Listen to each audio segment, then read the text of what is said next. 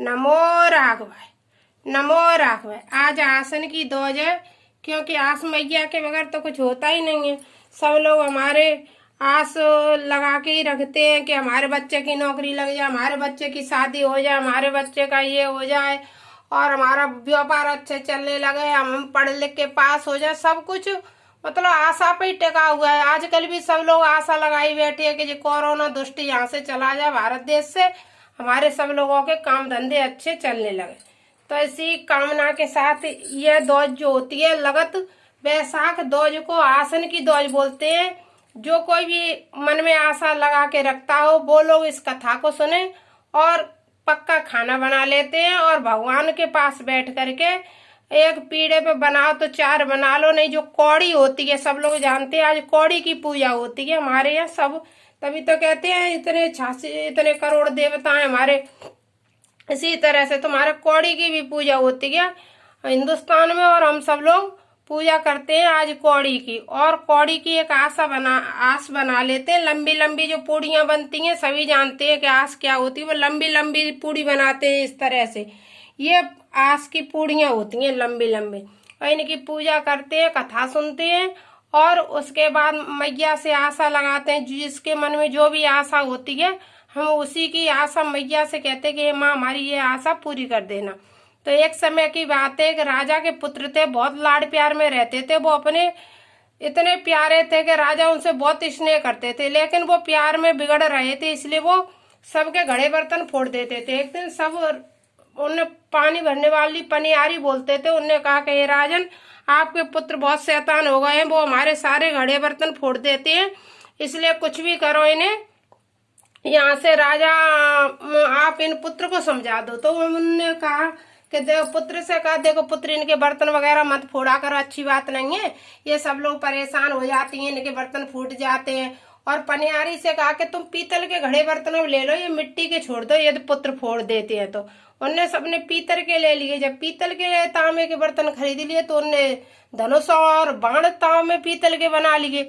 अब तो वो उससे उसमें छेद करने लगे, अब बर्तन फिर फूटने लगे। पनियारी फिर आई, उनने कहा देखो राजन ये बात ठीक नहीं है, आप अपने पुत्र को बिल्कुल भी समझाते नहीं है, बार बार हमारे घड़े बर्तन अब पीतल के भी फोड़ने लगे। राजा को बहुत गुस्सा आया कि पुत्र बात भी नहीं मानते, बिगड़ रहे हैं, और देखो प्रजा बार बार हमसे शिकायत करती है। जब प्रजा की शिकायत की वजह से सब लोगों ने कहा तो ठीक है, उनने एक लिख के फरमान जारी कर दिया अपने पुत्र के लिए। तो आजकल का समय तो था नहीं जो कि कोई कुछ कहे कोई सुने नहीं, तब तो यह था कि पिता ने कह दिया, वही पत्थर की लकीर है।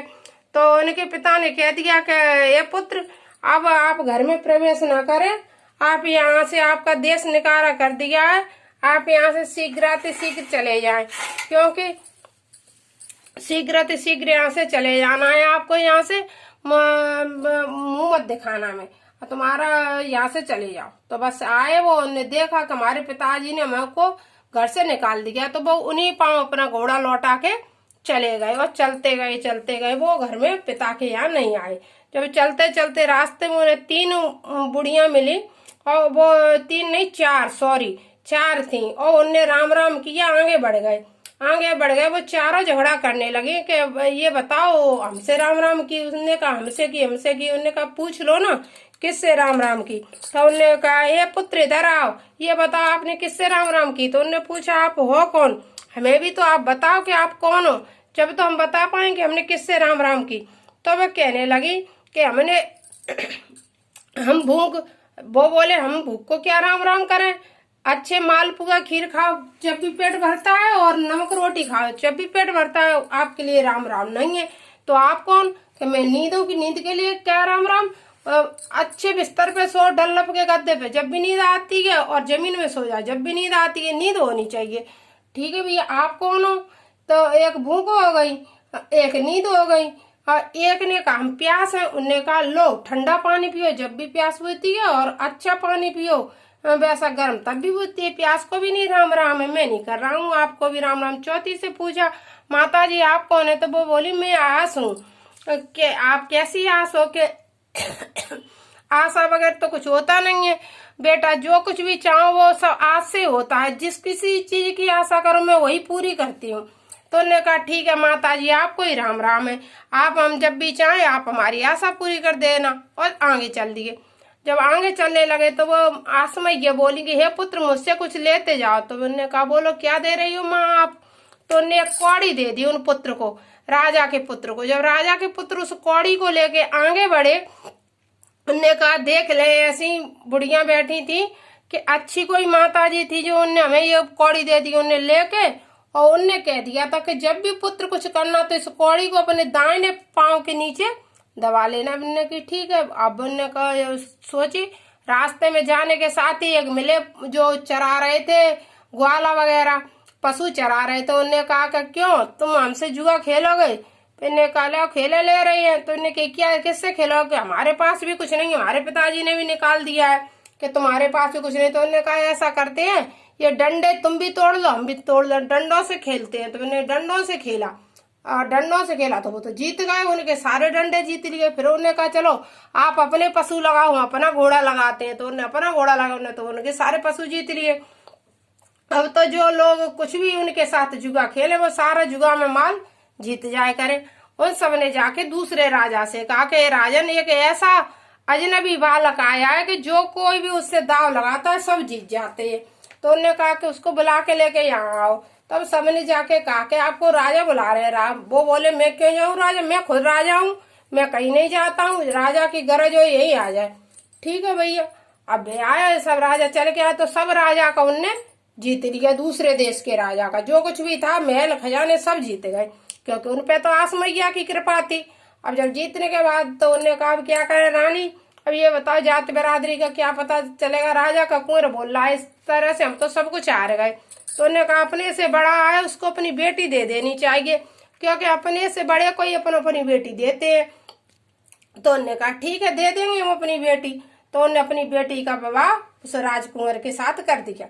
जब बेटी का विवाह उस राजकुंवर के साथ हो गया तो बेटी रहते रहते बहुत दिन हो गए। एक दिन बेटी ने कहा कि पिता ने शादी तो की ऐसी की कि न किसी के पांव छू सकते हैं झुक के और न किसी को दान पुण्य कर सकते। तब राजा के कुंवर बोले कि ऐसे ही उदास मत हो रानी, मैं अपने देश में तुम्हें लेके चलता हूँ, मेरे पिता माता सब कुछ है, मैं तो शैतान था इसलिए मैं अपने घर से मेरे पिता ने निकाल दिया, चलो अपने देश चलते हैं।